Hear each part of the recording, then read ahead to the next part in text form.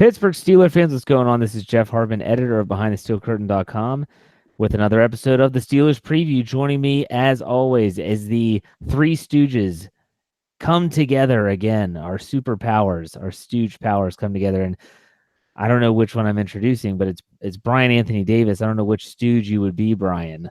You said that I was. Which one was I? Oh, you are definitely Mo because you're the bully of the group. I don't know. How am I the bully? I don't get that at all. I think people would agree with that. You're the stern guy, and you're keeping us in line. I mean, I would probably think not curly because I'm not bald, and I have curly hair though. So I guess I'd be Joe. Okay.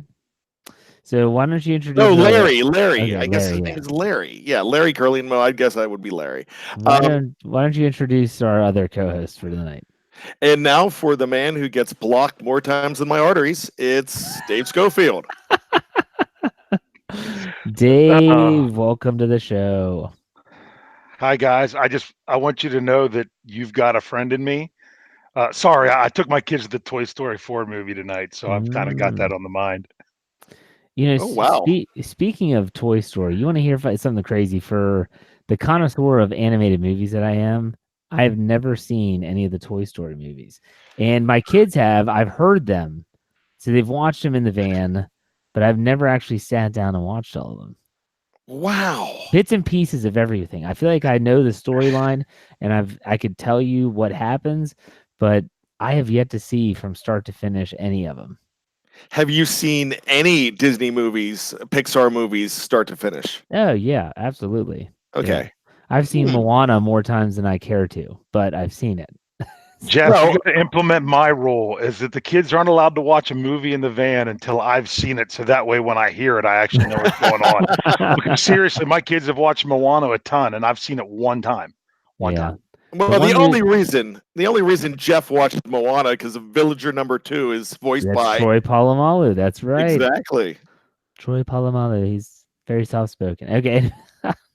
We'll digress from our animated. We could talk, but we're all dads. We could talk about this for a while.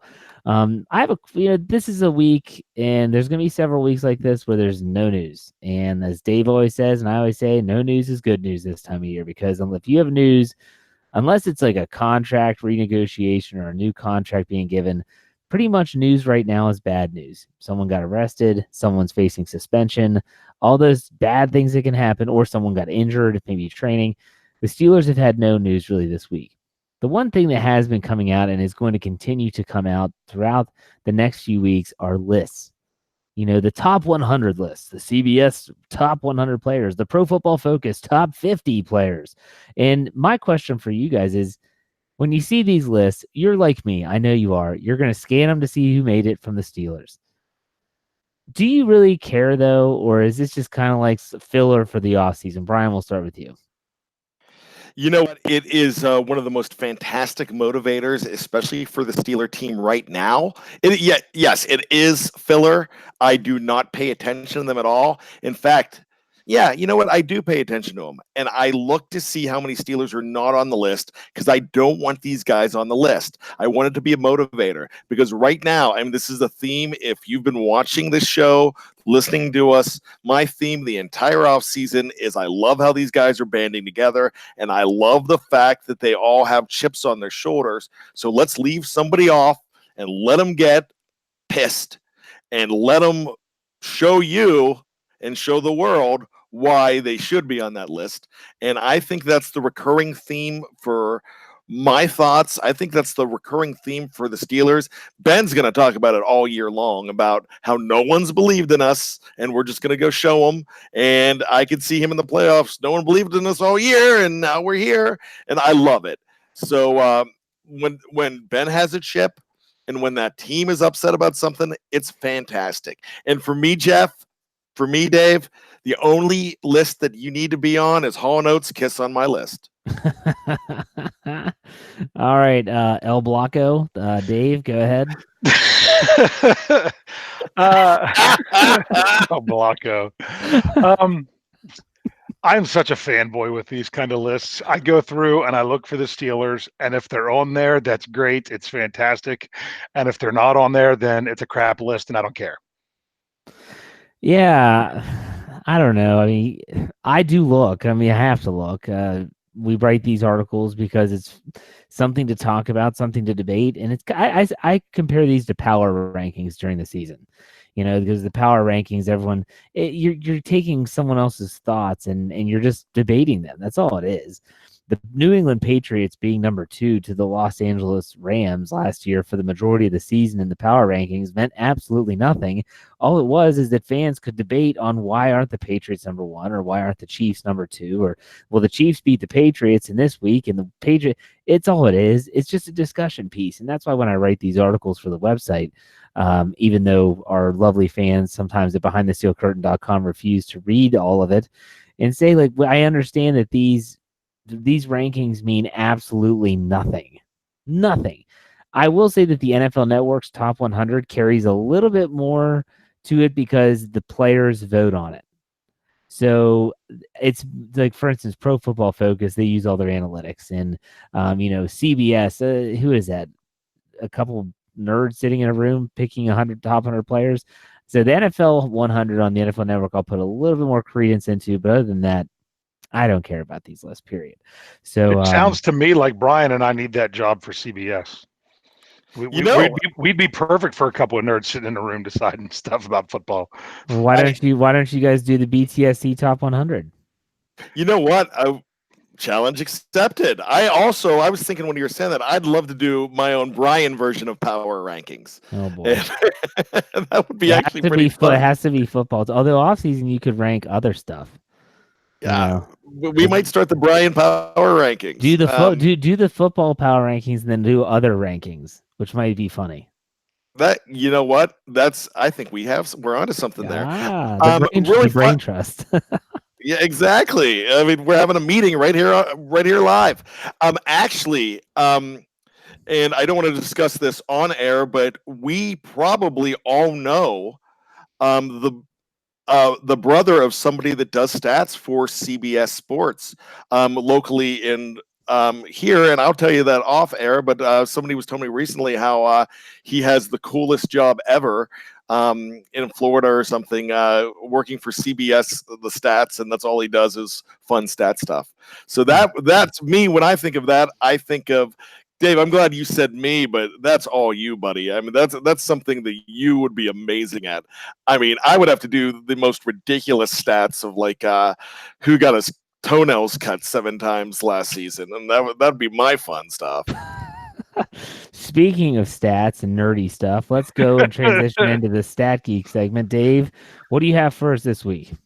Oh, I got a couple just trivia tidbit pieces of information. Once I said before, if you guys actually could take the time to type in my entire Twitter address to follow me on Twitter, you would already know these answers. But it's all right. I found an interesting stat this week. I was looking at, once again, takeaways, turnovers, turnover margin, and I just decided on a whim to look at games with the turnover margin in games since Mike Tomlin became the head coach. And what I found is that ever since Mike Tomlin became the head coach, in the 37 games that the Steelers have played where they had a turnover margin of +2 or more, they are 36-1. If they have a turnover margin of +2 or more ever since Mike Tomlin has been the head coach. That includes playoffs. I want to know if either of you know what game it was that they lost. That's exactly what I was thinking before you even asked the question, is what game did they lose where they were better than +2 in the turnover? Bryan, do you know? Yep. Not at all. Gosh. All right. Now, so it's time to start dropping a couple hints. Okay. They had no turnovers. They had 2 takeaways. It was at home. It was a primetime game. Is against the Ravens? It was against the Ravens. Was it week 4 this year? on a Thursday night. Oh, Michael Vick. The game that Michael Vick game? I affectionately call the Scobie debacle. Yeah. The game that the Steelers had completely wrapped up until he just kept screwing them over and over, and every little thing went against them in order for that game to even get to overtime, let alone for them to lose it in overtime. Hey, you know what? Something great happened in that game. We got us the gift of Boz after that game. That's true. Don't know how great that gift is. Is that a return policy on that gift? I was going to say that's a very short-lived gift. It was a great gift for a while, but hopefully it's coming back around. All's well with Boswell. Yeah, just to follow that up a little bit, I did go back and just look at the Steelers when they are +1 in turnover margin. So that means that anytime they have a positive number for just the +1 games, they're still 26-7 under Tomlin. So that means as long as they're winning that turnover battle, they are doing fantastic. But yeah, that was the one time they actually they were +2 and managed to lose that game. So, but I think we all have different impressions from that game. A friend of mine went and took my tickets to go to that game, and it was just he said it was the most heart-wrenching game he'd ever been to.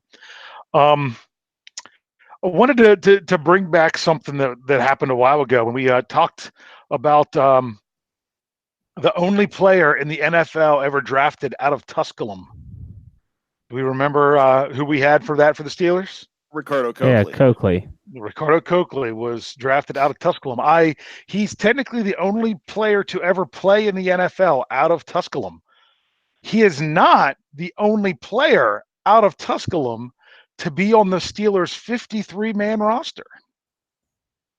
There was I'd stumbled across this week. There was another player that was on the roster for the Steelers. He was only on it for 3 weeks and was inactive every week before he got moved to the practice squad, was on the practice squad for the rest of that season, and then was at least on there for part of the time the following season. This was back in, I'm pretty sure, I got to double check my number here. I'm pretty sure that was 2015. Yeah, back in 2015.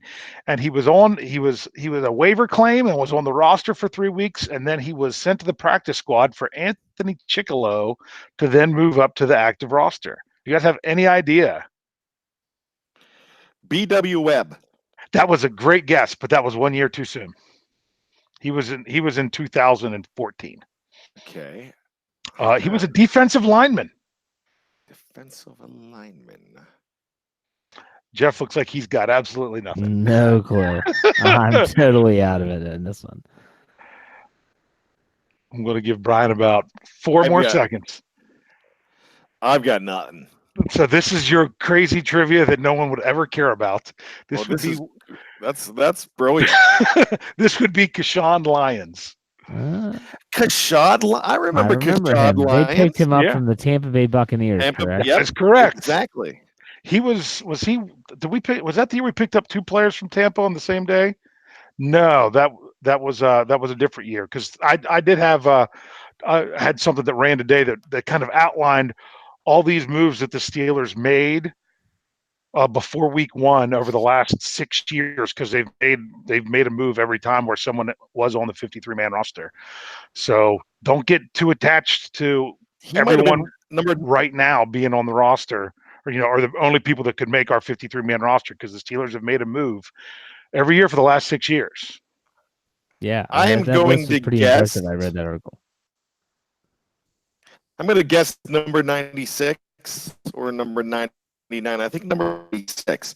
But I was so impressed with Kashad Lyons, I actually gave it a reverse just Kashad. But it didn't work. Okay. Well, I get no laughs on that one. I got crickets. You broke up on me. I didn't hear what you said. You were breaking up a little bit. I didn't hear all of it. Oh, it was a good one too. Oh, we're sorry, YouTubers. I'll save it for next time. Yeah. So, but that's everything that I have for Stat Geek today, Jeff. Wow. Okay. I told you I'd keep it nice and tight. That's right. Yeah, it's the off season. So we know what we were talking before we went on the air, and we were saying, okay, what we're going to talk about tonight. And we have the Steelers preview player as Ulysees Gilbert III from Akron, and he's the final 6th-round draft pick for Pittsburgh in the 2019 NFL Draft, and we're going to get to him. But we're like, you know what? There's really not much to talk about. Why don't we have a Q&A? So if you're in the live chat, if you're watching on YouTube, we have a decent amount of people in here right now. Then you want your question answered, by all means, put it into the live chat, and we'll do the best that we can to answer as many as we can until we feel like we've kind of gotten to the point where we need to move on. Now, with that being said, I think that it's important to state that if you want to use a super chat feature, which those that have been in the live chat for several episodes have seen people use that. And that's where you throw a little bit of money our way, as I call it, the tip jar. And we had a question on my show last night, the Steelers Burning question. Someone said, where's this money going? Well, I'll tell you where the money's going in case you weren't there and listening to that. It goes into an account. That account has to accrue money. Once it reaches a threshold, which is set by YouTube, not by me, that money goes into an account. When it gets into the account, we can access that money however we like. So we're going to use some of that money for giveaways this season. If, let's say, Bryan needs new headphones, I could use that money to get him new headphones. If Lance decides he needs to get a new internet service, I'm not paying for that. He can do that himself. But stuff like that. So it's kind of going to be regurgitated back into the show. So I don't want you all thinking that we're just going to like pocket the money and run. We're not going anywhere. But Felicia just used the she's used the live chat again. She asked a question earlier first. So Dave, you wanted to answer this question before Felicia came back into the live chat and asked again. And that was about the sign behind you. If you're not watching on YouTube, you have no idea what he's referring to. So Dave, make sure you verbally explain what you're talking about so that those who are listening in podcast form can get a visual. All right. Yeah, this was something that was brought up on Jeff's show last night that I did not make it to the live chat because of a previous engagement. So I wanted to go ahead. Mine said, this is a nice little sign that says, I traveled to Heinz Field from, and of course, because of my infamous Star Wars mask back there, I wrote a galaxy far, far away. These signs this past season were actually given out at the Steelers Nation Unite tents, both outside the stadium and inside the stadium. My daughter got one when we went to the fourth preseason game that said, this is my first game. They have various different things. My brother came up with this idea for me to do this one. This is from the game against the Falcons. It even has Pittsburgh versus Atlanta, October 7th, 2018 on the bottom of it. I really hope they do this again this year. Last year, I'm pretty sure was the first year that they did it. It was very popular. If you look at Steelers Nation Unite pictures, a lot of people had those signs up. I have another one from the Patriots game. I wrote the same thing again, but this was something really, really neat and nifty that they did this season. So you don't have to invest any money. Just get to the game, go to the SNU tent, and they will have them there for you to fill out. Very good. So there you go, Felicia. There's your answer. That's how you can get your I traveled to Heinz Field from a galaxy far, far away sign. For all those people that understand what his helmet means, I would be like, hey, that guy's wearing a unique helmet. So she also says, using $5 for the tip jar, that she says, is it me, or do you hear that Jeopardy theme song playing in your head when Dave asks a question? I think that's a fair assessment. I really do. Let's go to the next. And again, I do want to emphasize, if you use the super chat feature, we will guarantee to answer your question. And so, yeah, I will overlook some questions to get to the super chat feature. It's only right. They're putting their money out there. So Snowman asks, who is your long shot to make the 53-man roster this year? Bryan, who you have? I'm still going with Cameron Kelly, the cornerback. That came from the San Diego Fleet, had 3 interceptions in one game before the bottom fell out of that league. One of them was a touchdown. He played for the Cowboys a little bit and then was cut. He's a 6'2" corner that I like a lot about him. I'm thinking this is the kind of guy that could stick in that kind of stable. Okay, what about you, Dave? I'm going to go with who I said before, but add someone else. Mine is PJ Locke, the safety out of Texas. There was an undrafted rookie free agent. I think there's an opportunity for one of those undrafted guys or one of those AAF safeties to make the team, unless, like I said earlier, the Steelers make a move at that position. The other one I want to throw out there that Bryan's going to love is Connor Sheehy on the defensive line, because Sheehy. you beat me to it. You beat me. You know it's coming. Yeah, we knew it was coming. That's because when you do the math, last week we talked about Isaiah Buggs. Could he bump off Daniel McCullers? There's room for both of those guys. So if you're wanting someone to bump McCullers, it could still even be somebody else there. You've got him. You've got Hooks. You've got a couple guys on that defensive line that really could come in and surprise there. So I'm more about, I think you have a chance for long shots at those two positions. It's probably even better to say than just give a specific name, but I'll throw those two names out. All right, I'm going to go with a player that a lot of people might say because he was drafted, it's not a long shot, but I'm going to say Derwin Gray, the 7th-round pick from Maryland. This coaching staff seemed to be pretty impressed with him, his versatility. He was able to play every single position on the offensive line that wasn't center. That versatility can find you a spot on the team, period. Because if you look at the interior offensive line, yeah, you have Pouncey and B.J. Finney backs him up. And so let's say something happens to Pouncey, B.J. Finney goes to center, who's going to back up at guard? Yeah, Matt Filer can bump down, but if he's your starting right tackle, do you really want to do that? It would, a lot of shuffling would have to go on. Another player would be Brian Davis's boy, Zach Banner. Isn't that his name? I'm a Zach Banner fan. Yeah, you are, and he's a monster of a man. And so maybe we all talk about the trio battling for right tackle. No one brings up his name at all. So go ahead, Bryan. You want to say something about that? Who's his dad? Do you know his dad? Am I supposed to know his dad? His dad was a #1 pick of the Atlanta Falcons. Huh. And that would be Lincoln Kennedy.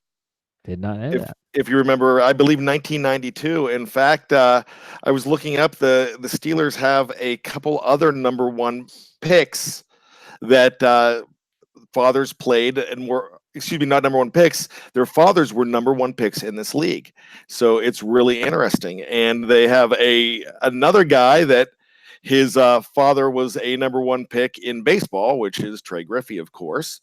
But Cam Hayward's dad was a #1 pick. Yeah. And also played for the Falcons, but not picked by the Falcons. That's very true. All right, let's go to the next. Go ahead. I was going to say just one last thing about Banner. Remember, he was on the 53 all season last year. I think he dressed, I think it was one game. There's a chance it could have been two, but I'm pretty sure it was just one because Bryan says it was more than that. No, I'm sorry. He was a 4th round. He was a 4th round pick. That's what I was trying to. Oh, gotcha. Okay. But yeah, so just remember, he was that last offensive lineman where the guy that they just never dressed unless someone else was hurt. When DeCastro was hurt earlier in the season, he was the guy that managed to get a game then. But I don't even know. I think he might have made it on for special teams. Okay. So there you have some people that might be sleeper picks to make the 53-man roster. Shield 91 with a 5 spot in the tip jar. He says, what has been the most memorable Steelers gift you've ever received? The gift. Now, Bryan, you getting out the checkbook and writing yourself a check for a jersey does not count as you gifting it to yourself. What would be the best gift, Steelers gift you've ever received? Well, this is an easy one. I have gotten a lot of Steeler gifts over the years because that's what people know what to get me because they know how much I love them. Probably one of my greatest gifts was my first tickets, December 5th, 1982, from my dad for my birthday, and it was my first ever game. But I'm not going to call it that. One of the coolest memorabilia gifts is probably what Steel 91's asking, and for my wedding. And it was a football, and my wife's name is Jennifer, and it said, to Bryan and Jennifer, congratulations, Franco Harris. Nice. That's awesome. That's a good one. What about you, Dave? I've got to go the ticket route because this was long before I even considered having any kind of season tickets. It was my first Steeler game. It was in 2004 when my wife got me a jacket, which ironically was not a Steeler jacket. She looks back on that now and she's like, "Why didn't I get you a Steeler jacket?" But on Christmas Day, in the pocket of the jacket was 2 tickets to the game at Heinz Field the next day. I had never been to Heinz Field. I'd never been to a Steeler game, so that was my first one. It was week 16, Ben's rookie year. Threw a touchdown to Plaxico Burress, beat the Ravens to lock up the number 1 seed, and that was just a fantastic gift. If I'm going non-tickets, I did have a family member make a montage of a certain player no longer with the team, that they only got a 3rd and a 5th round pick for, of a bunch of pictures of him that he took himself when I took him to a game. That was pretty neat that he took the time to make himself. We need to take that down. So for me, there's 2, and they both involve jerseys, believe it or not. It's people might not understand this. I've never bought a Steelers jersey myself, ever. And I'll never forget, it was 2004. We all know what happened in 2004. It was when Ben Roethlisberger, Big Ben, took the whole Steeler Nation by storm. And I remember I was just infatuated with this kid, and he was about my age, and he was just rattling off wins. And I just kept on saying, I want a jersey. I want a Big Ben jersey. And my wife, you couldn't get them. And it was tough to find them, like in a store. It was really difficult. And the year prior to that, it was funny because it was Troy Polamalu was a tough get, because they were just selling out like crazy. And so my wife actually, her mom talked to someone that was going to Heinz Field, and they bought a white replica Ben Roethlisberger Reebok jersey, and my wife gave it to me as a gift, and I was just floored. I was so happy. Still have the jersey, still wear it when they play on the road, and have never washed that thing. Never. I never wash my jerseys. I never do. That's a little secret. But the second one would be Brian Davis. You're making it. You're making it. He showed up to my house randomly, and I was so sick. I remember I got home from work, and I was just like curled up in the fetal position on the bed. And my wife's like, Brian's here. And I'm like, I'm not talking to anybody. And she goes, he left you something. And she left this gift at the edge of the bed, and it was Ben Roethlisberger Color Rush jersey, which was a very thoughtful gift. I really appreciate that. You wrote in your article that I took it off. I did take it off in the Immaculate Extension game. It just had some bad juju on it, but I wore it against the Patriots last year. We're all good, just so you know. All right, we're back. Yeah, I'm glad you read that. You thought I was going to blast you in the. But I just love the fact that you did take it off, because that, to me, was the whole point of the article. It's the superstition of it, and I'm a guy that I've actually burnt a pair of camo pants, Steeler camo pants, because I was 6 games in a row that that the Steelers lost or tied. And this is back in 2002, and my friends were going to come and break into my house if I didn't turn them over. So we had a ceremony. They beat the Buccaneers on Monday Night Football when the Buccaneers won the Super Bowl that year, and it was a pretty big deal. And just because everybody has their own superstitions. We're really getting off on tangents here, but was that the game where Jerome Bettis threw a touchdown pass? No. Okay. No, that was the year before. That was the Paper Champions game, wasn't it? Yeah. When Lee Flowers made the comment and Jerome Bettis threw the halfback pass for a touchdown against the Bucs down in Tampa Bay. Yeah, that was the year before, but the game that I'm talking about was right before Christmas. And actually, it's really funny. I used to do that column, the Throwback Thursday, and I'd go over games, and I was watching that game, and a current Steeler was in the audience, and we just talked about him earlier, Trey Griffey. Was actually in the audience. They showed him at that game. That was an awesome game. They made the playoffs. It was Tommy Maddox's year. Oh, yeah. Tommy Gunn, everybody. All right. I've got 2 things to throw out there. All right. I think I'm making sure it wasn't frozen. And now I got to remember what they both are. The first thing is you can thank me and people that I was watching the playoff games with in 2000 when the Steelers won the Super Bowl in the 2005 season. The fact that we even got there is because we figured out which person had to be holding the small leather plush Steeler football, versus when we were on offense, defense, or special teams. We had to throw the ball while the kick was in the air on the kickoffs. Certain person had to hold it for field goals, and we had to figure that all out for the Steelers to win those games, and we got it figured out. So you're welcome, Steeler Nation. And the other thing is, Jeff, I didn't even get an honorable mention. I'm hurt. No, I trust me. It's going to get brought up, and Dave and I know what he's talking about. It'll get brought up. It just has to be the right time. Dave, you know what I'm talking about, right? Yes. Okay. Good. That's all right. That's all right. You understand. It'll be brought up. Trust me. You know my fanhood. It'll be brought up. Now I'm hurt. I actually know what this is. I actually now I'm hurt that I didn't get a gift from Dave. Just wait. Okay, next question. Well, we got to derail there. Crazy Chris asks, and he put $1.99 in the tip jar. We appreciate it. Should I trust Juju Smith-Schuster? This is a tough question, and you guys are both very applicable to answer it. Should I trust Juju Smith-Schuster or James Conner on a fantasy team this year? Who would you trust more, Juju or James Conner? Let's go with Bryan. I'm going with Juju because I think he will be healthier. I still think he's going to get a lot of balls thrown to him, and I think he's going to get a lot of help so he's not on an island. Moncrief is going to help him. Washington's going to help him. Vance McDonald's going to help him. So there's going to be lots of opportunities. Even Deontay Johnson, Dave, will help him. So James Conner, I love James Conner. The problem with James Conner is I think he's good for 12 games a year.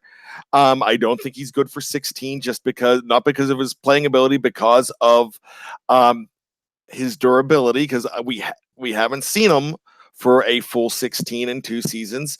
And that has nothing to do with what happened at Pitt with the unfortunate health situation with him. So I'm not talking about that. That has nothing to do with his durability. I just don't know with his running style. I don't know how healthy he's going to be. Throw in the fact that Benny Snell Jr. and Jalen Samuels they're going to get opportunities as well. So if you had to pick one of the two, I think Juju's the guy. All right, Dave, what do you think? I'm going Juju quickly because I think Bryan was right that I think Snell might take a few of those touchdowns away from Conner. But the reason I'm going Juju is whether you're doing a regular draft or an auction draft, or if you're doing daily fantasy, I'm assuming Juju is going to be cheaper and not take one of the higher picks. Well, Jeff doesn't you don't do regular fantasy where you draft guys or even do auction or do or the auction drafts. Right. Running backs go higher. Running backs cost more money. You could, if you want James Conner, you're probably going to have to use a first round pick on him. You're not going to have to for Juju, in my opinion. I think you could get him in the second round. That's early second. Well, it depends on how many teams you got, if you're 10 or 12 or 14. Okay. You guys are all wrong anyways, because the money is on James Conner. You can talk about Snell. You can talk about Samuels. The proof is in the pudding. Mike Tomlin likes a feature running back. He always has. He always will. He's going to have James Conner on the field for the majority of carries. I think this team's going to run the ball more and run it more effectively. They have an offensive line that is a bunch of grinders that are actually, in my opinion, especially if Filer wins the job at right tackle, are better suited to run block than they are to pass block. Put them to work, grind out the yards. I think James Conner is the guy that I would trust. I don't care about, he's a goal line guy. They're not going to sub him out in goal line situations. That's a running back you want to avoid at all costs in fantasy football. And Juju Smith-Schuster, I just think that this offense is going to be more spread around than it has been in the past. I know Juju put up 1,400 last year, but unless he has a huge touchdown output, I think his fantasy numbers are going to go down in 2019. So I think James Conner's can only go up. He didn't play in as many games. I say James Conner, but that's just me. Dave disagrees, but I'm pretty sure. With what you said about the offensive line. What? No, the offensive line is one of, if not the best pass blocking. I'm not saying they suck at pass blocking, but my gosh, they can also grind out the yards too, Dave. They can, but not. They are more known for being pass blockers than they are run blockers. Because they throw the ball. They throw the ball 50 damn times a game. Go ahead, Bryan. Bryan's been itching. Here's the deal. I'm smelling a wager here. So this is what we're gonna do. Okay. Now, is James Conner? Are you saying James Conner is going to play 16 games? Oh no, I didn't say that. I said he's going to play Okay. more than he did last year. Okay. The one with the better fantasy output, and it's going to have to be an average here. We can't because it's points per not game. comparable. So Yeah, okay. points per game. Okay, so the one with the better fantasy output, if it is James Conner, you could name the stakes. If it is not James Conner and it's Juju Smith-Schuster, you, Jeffrey Hartman, has to sit down with Dave Schofield and myself and watch Star Wars. Oh gosh, that would be horrible. Hey, you are Isn't that already. movie like 4 hours long? No, it's not 4 It hours. depends on if you're watching all 12 of them. No, I'm not signing up for that. No way. You already have the advantage with this because in almost every league, the stats are stacked more for running backs to get points than they are for wide receivers. I'm not saying Juju is going to score more points than James Conner, and from a fantasy standpoint, what I'm saying is because running backs are stacked, they're the higher value and they're the higher picks. Therefore, I would say I would much rather have Juju as my number one fantasy receiver than I would James Conner as my number one fantasy running back. But that wasn't the question. It was who's going to lean on the most. You're really backpedaling out of this deal, Dave, or what? I'm saying from a draft standpoint, you're looking at it strictly from a daily fantasy. Because who plays stupid? Don't play traditional fantasy football. That's dumb. It's so stupid. It's so outdated. Welcome to FanDuel. Seriously, we're not even sponsored by FanDuel. FanDuel, if you're listening, I'd love to be sponsored by you guys. Oh my gosh. I mean, you guys played in my league last year. You cannot tell me that FanDuel is not a million times better than traditional. I love it, but I still think you're crazy that you think that more people do that than they don't traditional fantasy. Because FanDuel is not set up for free leagues, which, I have students that I teach that are like, oh, I have my fantasy team, but they don't pay money for that. They don't bet. They don't gamble on that, which is not fun. Well, you do, but you're not I'm talking about middle school kids. I know. I have the mentality of a middle school kid. Trust me, I'm aware of that. I'm reminded of that every Thursday night. Trust me. So, okay. Here we go. Let's see here. Snowman says, what the hell's wrong with Star Wars? Don't get me started, Snowman. All right. Don't get me started. Jeff has ripped on Star Wars fans and he's ripped on traditional fantasy football. Yeah. You're more controversial now than Tony DeFeo on this site. Well, the funny, I mean, seriously, like I used to play fantasy football and I would get tired of it after week 4. Your star player gets hurt. No one wants to make any trades. It's not exciting. It's boring. Everyone's like, I got to keep my guys. And now it's like, well, hell, I found FanDuel. I'm like, this is so much better. I pick a different team every week and I can win money like that. Just bam. And I'm pretty sure I won more money than you guys did last year, if I may say so myself. I'm pretty sure. Maybe in your league, but I don't know about betting on other stuff. I'm talking what? I made a killing on McDonald's 75-yard touchdown against Tampa. I did. I mean, in my league? No, in a regular game that I did on FanDuel. Okay. I financed my entire season just absolutely. With that game. See, that's the best thing about FanDuel is you can get in so many. I'm telling you guys, if you're listening to this right now and you're in a traditional league, tell your buddies, look. Let's can it and let's make a FanDuel league. You can go to DraftKings. I don't care. But those leagues are so much better. So much more entertaining. All right. Let's see here. Don't forget that we still have to talk about our Bryan love child. Oh, yeah. We really had to bring that up. Okay, let's do it. Let's talk about our Steelers Preview Player of the Week. And I was enjoying this. Wait, you're a buzzkill, Dave Schofield. I was having fun. You know how many times Jeff forgets to actually talk about the title of the episode? Yeah, but I was waiting Go ahead. I haven't had an individual question yet, and I could just feel that it was coming. And then Dave just he just stamps it out. You're the new Mo, Jeff. Not Jeff, Dave. Dave, you're Mo now. You're the bully of the night. I want to give a shout out to Ken. He did put 99 cents in the tip jar. We appreciate that. Ken, if you asked a question, make sure you put it in there. I didn't see any text underneath your submission. If you do, we'll answer that after this. So let's get into our Ulysees Gilbert III, the love child of, who was it there with Bryan again? Ulysses S. And Marcus Gilbert. Yes. Like I said, I did not know who carried that child, but still, here we are. And he is a 6th-round draft pick for the Pittsburgh Steelers out of Akron. And my question in the title of this episode, which I swear if someone just stumbles upon this video, they're like, when are they going to talk about Ulysses Gilbert? They've talked about jerseys and Star Wars, but here we are. And Ulysses Gilbert, my question, because he is athletic, he is fast, no one is expecting this guy to play on day one. Unless they're talking about special teams. And so that's where I think his niche is on this team if he makes the team.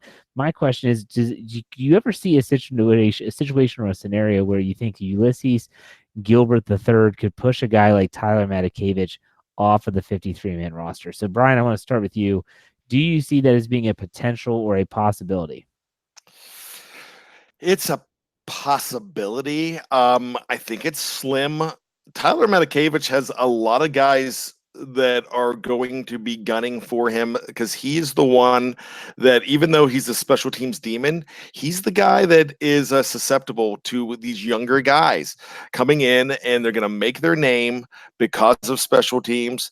Ulysses S. Gilbert is fast. He runs a 4.5. He turned a lot of heads at the combine. He's undersized, and that's the problem. But I mean, undersized was Tyler Matakevich, and Dirty Red did some great things. I just think this guy would need a lot of dominoes to fall to make it. I think he is probably a definite practice squad guy. So what are those dominoes? You said they would need the dominoes to fall to make the team.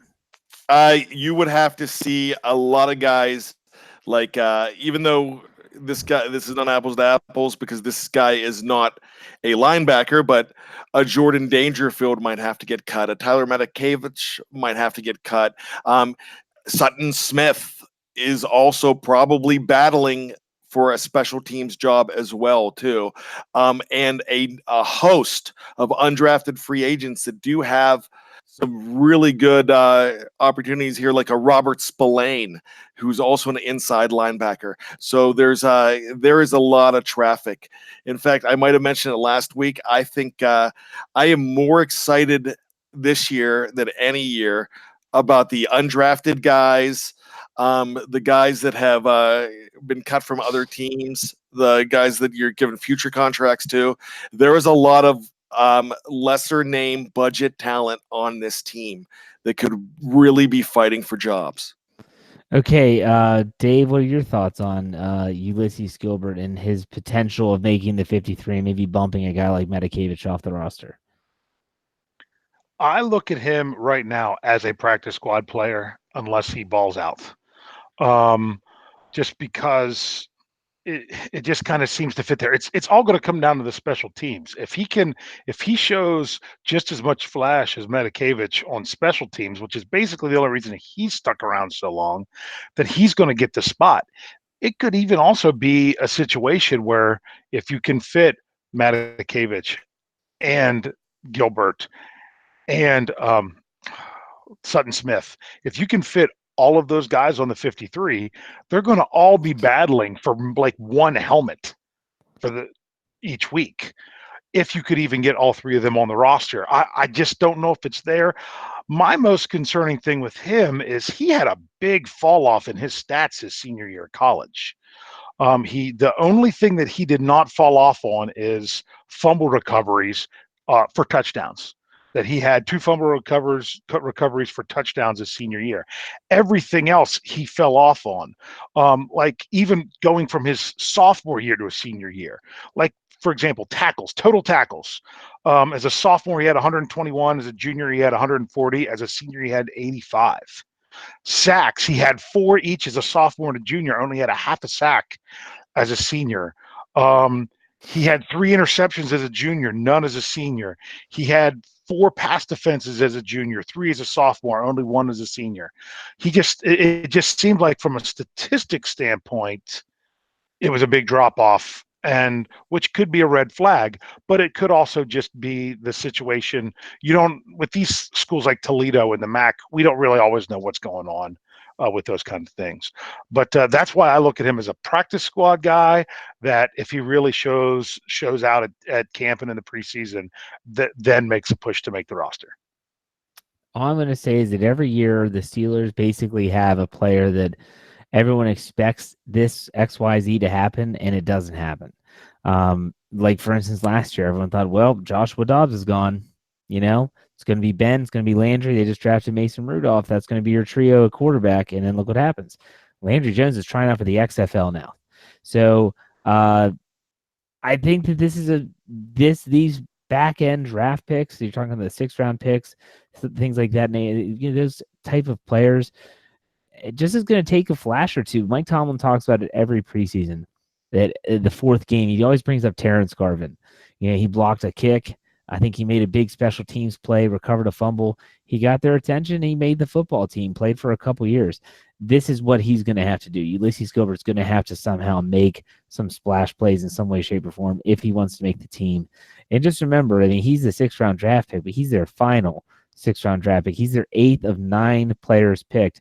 There's no guarantee he makes this team. If he gets cut, in my opinion, it's not a knock on the organization or the drafting process or anything like that. So it'll be interesting. It'll be really interesting to see how the chips fall in regards to Sutton Smith, another 6th round pick, and Ulysses Gilbert, and they're kind of vying for that, like Dave said, that one helmet. Latrobe's going to be fun this year if you really like the really small camp battles. The big camp battles I don't think they're that great this year. Don't you guys think? I mean, you have wide receiver, but it's not really who's going to make the team. It's more so who's 1, who's 2, who's 3, who's slot, XYZ, all that stuff. Tight end, running back, not really. Inside linebacker, I guess. There's really not a lot of camp battles this year. Maybe Cam Sutton and Mike Hilton is a genuine camp battle. Right tackle.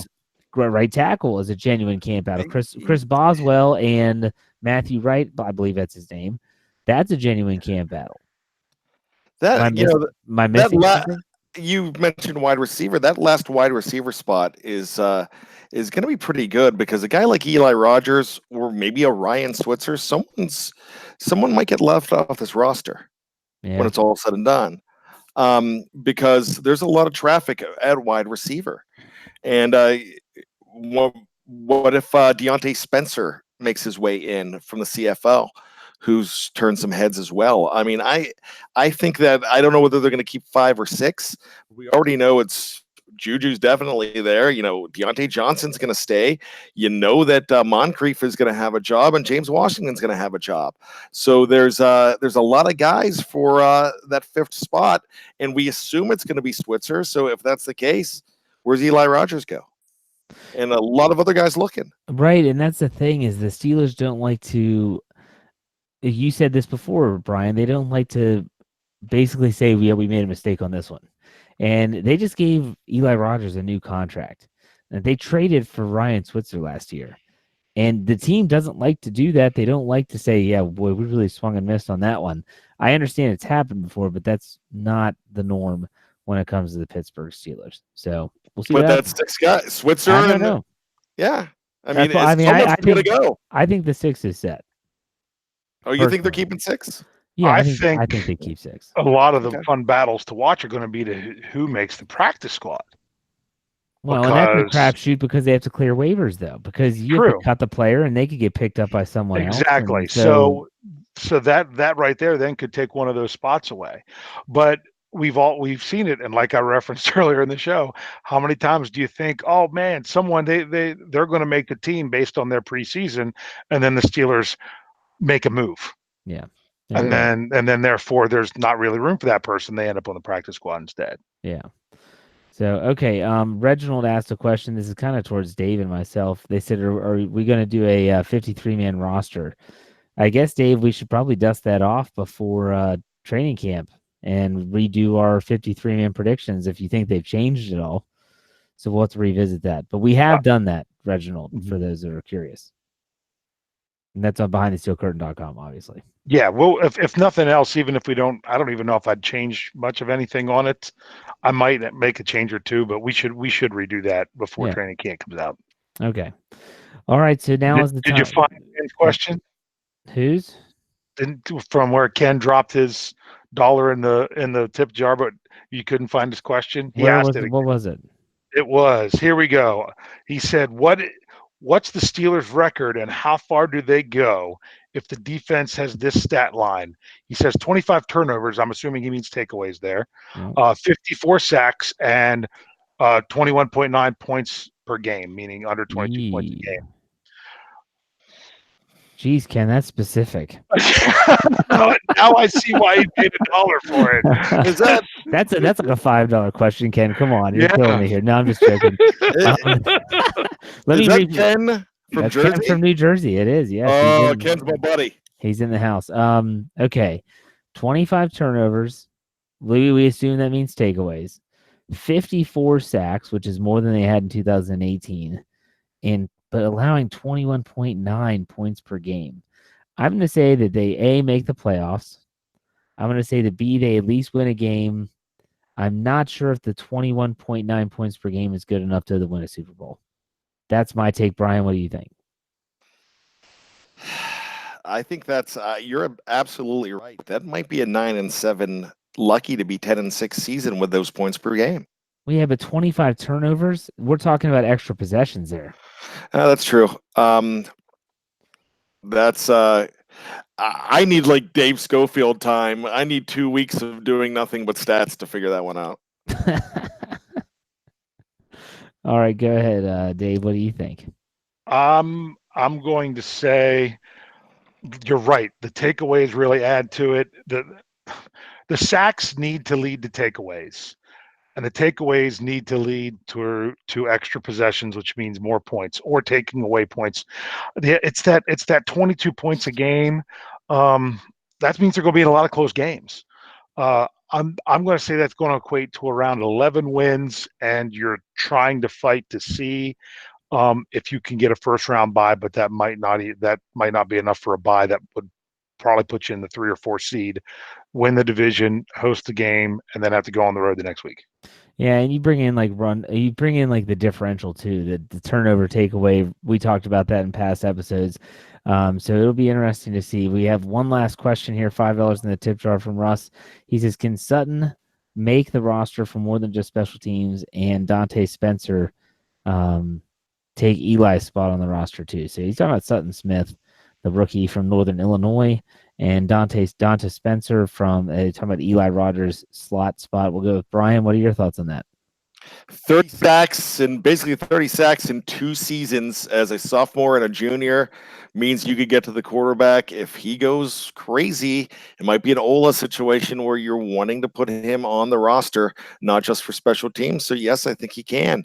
As far as Deontay Spencer, I really love what this guy is doing. I think he could take Eli Rogers' spot. And to a point that Jeff made earlier, and I've always preached this, that they don't want to be shown up with the contracts that they make, but they gave a 2-year deal to Shade Tree McCullers as well, and I don't know if someone better like Bugs comes around, if they don't get rid of him and just you cut their losses. So I would think Deontay Spencer, if he keeps turning heads, he could crack that number 6 spot. All right, Dave, anything different? I'm gonna take the Sutton Smith route. I don't think there's a path for him to make the 53 that's not because of his special teams play, because he's not going to be higher than the 3rd outside linebacker. It doesn't mean that he's could never play outside linebacker, or if they move him to the inside. But it's going to have to be because of the special teams. Now, obviously, he's got to be adequate wherever they end up having him play. Otherwise, whether it be backup, fullback, or whatever they decide for him to do. But bottom line is, it's too tough for him to crack into those starting or first backup positions. That it really has to be. If he's not a good special teams player, it's not going to happen. Yeah, I agree with you guys. I think it's good. I think honestly, it's a good place to wrap it up in terms of the content for the day. This is typically when we go to our either or segment. It's if we have either or questions. I know I have one. It's very simple. It's sports movie related. So Dave, do you have a Steelers one? Do you have one at all this week?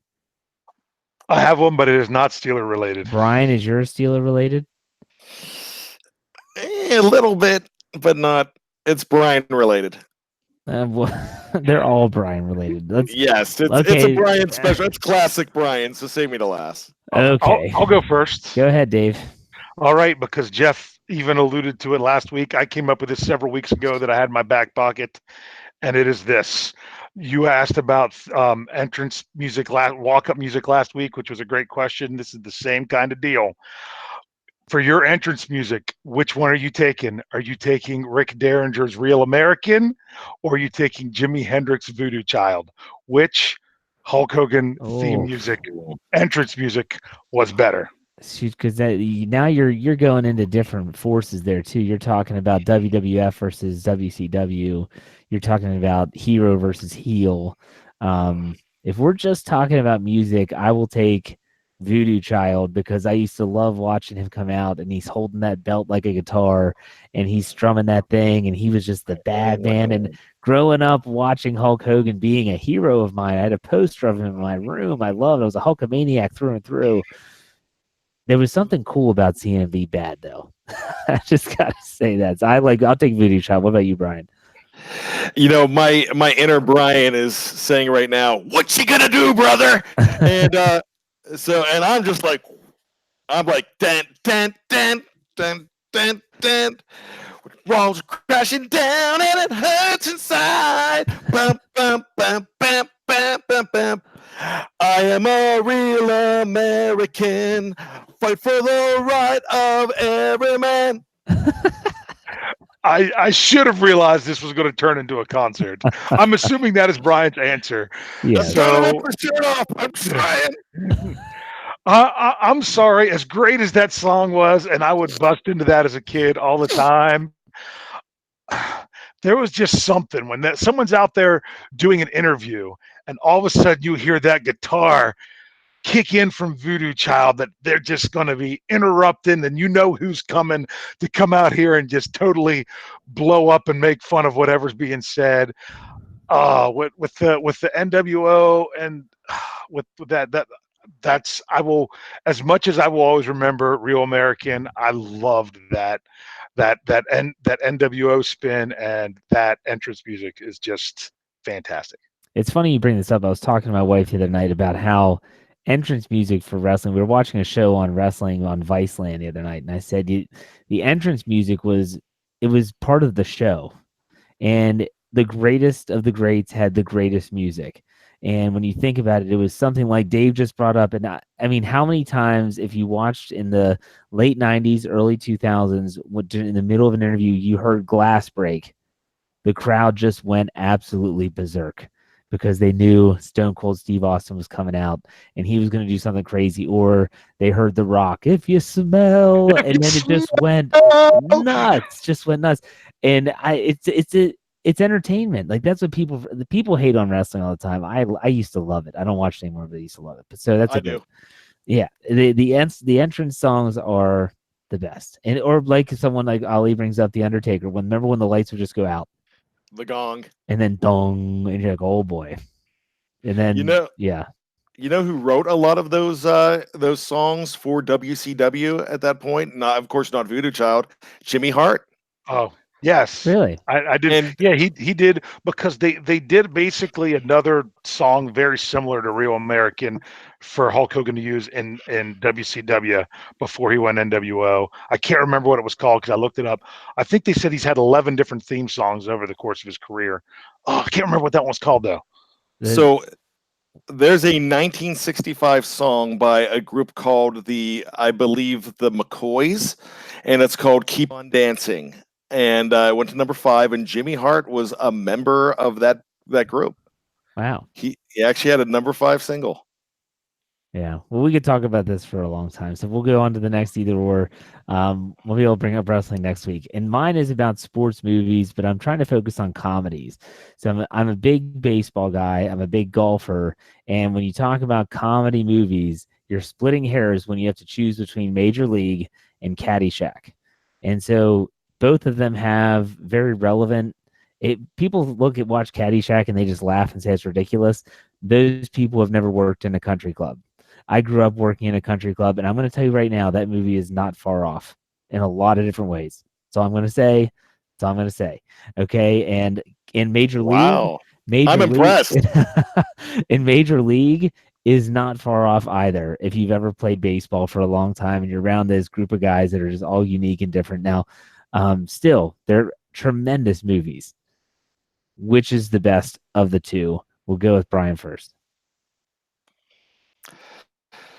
This is really tough for me because I'm a SNL guy. I love Bill Murray more than anything. I'm a Chevy Chase guy, even though I think he's a jerk in real life. But Major League came out when I was a senior in high school. I saw it twice in the theater.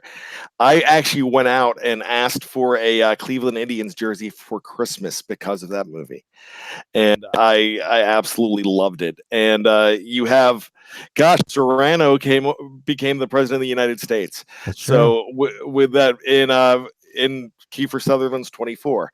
Yep. So I'm a Major League guy. All right, Dave. It's been so long since I've seen Caddyshack. Oh my I mean, gosh. I watched it as a kid, and I remember it was funny.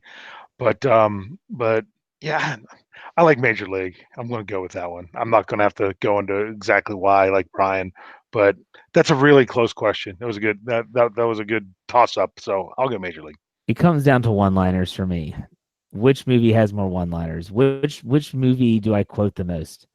And like right now, a softball season, as Dave knows, and you can ask to my teammate that plays left center field. I sit there and quote Major League the entire game for whatever reason. If someone takes one off the hip, come on, Dorn, get in front of the ball. Don't give me this old label. You know what I'm talking about. I can say that whole movie. Someone makes a nice catch, a basket catch. Nice catch, A's. Don't ever do it again. I'm using the edited version just so everyone's clear. I am going to have to, for that reason, say Major League. But Caddyshack, when I'm on the golf course, if you can't golf without quoting Caddyshack in some way, shape, or form. But Major League by a hair.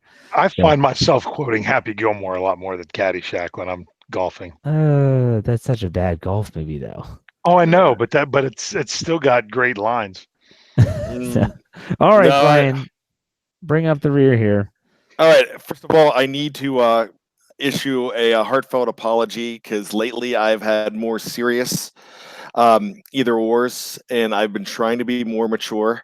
And guys, I got to be me. I can't do it anymore. So with that being said, you've got an opportunity, and this is Steelers centered. You have an opportunity to not just get season tickets for life. You get passes to every single away game with accommodations. And with accommodations, you get to go to the locker room, and this includes the playoffs. But there's just one condition. You have to accept a punch in the face or a punch in the jubblies. Which one's it going to be? Oh, Dave, go ahead. That reminds me of that one of the final episodes of Friends when they talked about, you'll never know what hurts more, to get kicked in the nuts or to give birth. And someone's snide remark, reply to that I saw recently was, it's got to be getting kicked in the McNuggets, because how many times does a woman give birth and then say, let's have another one? You've never heard a guy say, kick me in the nuts again. So you can, if I can take my glasses off, you can punch me in the face. Okay, that's fair. You can. Yeah, see, I'm probably gonna go. Yeah, I'll probably go with face as well. I don't know. I guess I don't think it would hurt as bad. I've been hit in the face, but yeah, I'll go with the face. What about you, Bryan? Well, the money makers right here. So I've got to protect it. And with that being said, and I've had my share of kicks to the groin, and a really funny story. And this is over 35 years old, and I was so embarrassed at the time, but I was starting I was starting to play Pee Wee football in Johnstown, Pennsylvania, and it was a startup league, and I was all excited. I was 11 years old. I was going to play, and I had a crush on the next door neighbor, and her dad was actually a football coach, and I would go over there, and I was over there talking to her. I'm like, hey. And I had practice, and I'm like, I'm still wearing my jock strap. You can punch me in the nuts, and it won't hurt. And then here, what I didn't realize that the family heard it, and then like a day later, I'm there, like, you gotta hear what this kid said, and they're all laughing, and I like sulked away. I'm like, they're gonna tell my parents, I'm gonna get busted. I'm gonna get in so much trouble. Well, they told my parents, and my dad thought it was hilarious. Well, But so yeah, I'll take one to the Joels for that. I don't want to mess with sinuses and all that, and that's true. All right, that's a great way to end it, I think. So look, Okay. if you're in the live chat and you've been with us the whole time, God bless you, and we appreciate everyone that contributed. Really do thank everyone for being a part of the community. It's a great little community we have here every week. Make sure you check BehindTheSteelCurtain.com for all your Pittsburgh Steelers wants and needs in terms of articles, eight a day, even over the weekend. Once the season starts up, we're going to be talking probably 12 articles a day is going to be our what we're shooting for. It's a ton of content, folks, so make sure you check it out. And lastly, make sure you follow us on our podcast form. You're obviously, if you're watching the live chat, you're here on YouTube, which is BTSC Steelers Radio, but also on our podcast, anywhere where you find your podcast, just search Steelers Behind the Steel Curtain, and you'll find our show. Subscribe, and we will see you next week for another episode of the Steelers Preview, where we preview the final draft pick, Derwin Gray. I'm pretty sure he's not a love child. We'll find out. Tune in next week for another episode of the Steelers Preview.